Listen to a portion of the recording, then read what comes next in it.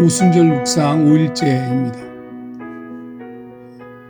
예수님께서 엠마오로 가는 제자들을 만났던 사건 이후에 예수님이 직접 제자들을 만나는 장면이 요한복음 20장 19절부터 등장합니다. 그런데 이제 예수님께서 그 제자들을 찾아왔을 때 문들이 닫혀 있었어요. 근데 주님께서 그 닫혀 있는 문을 뚫고 들어오신 거예요. 사실 문을 이제 단단히 잠가 놓은 이유는 뭐냐면 성경 말씀 보면 제자들이 유대인을 두려워하여 이렇게 써 있습니다. 그들은 두려워하고 있었어요. 예수의 부활을 맞아들일 준비도 돼 있지 않았고 거의 패닉 상태에 빠져 있었습니다. 무슨 의지적 결단을 할 수 있는 상태도 아닙니다. 근데 그때 주님께서 일방적으로 우리에게 찾아오신 거예요. 제자들에게. 이게 중요합니다. 언제나 주님의 역사는 선제적이시고 일방적이시고 우리를 배려해서 우리를 구원하실 때 우리에게 동의를 구하지 않는 거예요. 물에 빠져 죽는 사람들 바라보면서 내가 살려주랴? 원하느냐? 이런 물음을 던지는 게 아니고 먼저 구하시는 거죠. 먼저. 그러니까 믿음의 사건을 가만히 살펴보시면 우리가 믿어야 구원하는 게 아니에요. 먼저 구원이 선행되어진 것이고 믿음은 그것에 대해서 확인하는 거예요. 사실은. 자, 예수님께서 찾아오셨는데 굉장히 재미난 장면이 있습니다. 제가 그 부분을 읽어볼게요. 예수께서 오사 가운데 서서 이르시되 너희에게 평강이 있을지어다 이 말씀을 하시고 손과 옆구리를 보이시니 제자들이 주를 보고 기뻐하더라.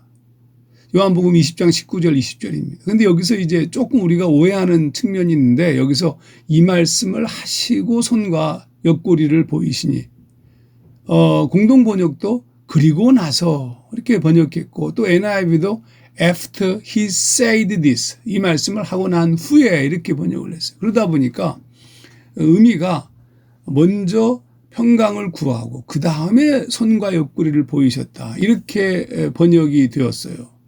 그러나 이 헬라 시제 좀 복잡한 얘기이긴 하지만 이 말씀을 하시고 부분은 분사로 쓰여졌어요. 과거 분사입니다.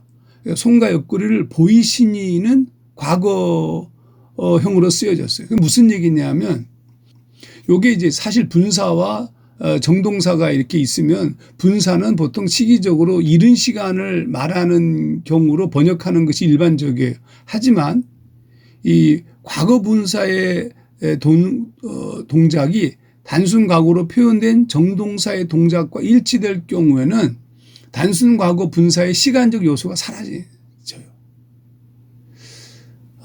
그러니까 이것의 중요한 부분이 뭐냐면 예수님께서 나타나실 때 말씀하시면서 손과 옆구리를 함께 보이셨다. 이렇게 번역해야 옳다는 뜻입니다. 그래서 킹제임스 버전이나 NASB 번역은 그렇게 번역했어요.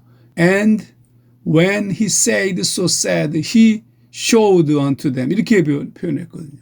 그러니까 그렇게 말씀하실 때 그의 손과 옆구리를 보이셨다. 물론 이제 헬라어 성경에서도 평강이 있을지어다와 이 말씀을 하시고 보이시니를 연결시키는 접속사를 카이를 썼어요.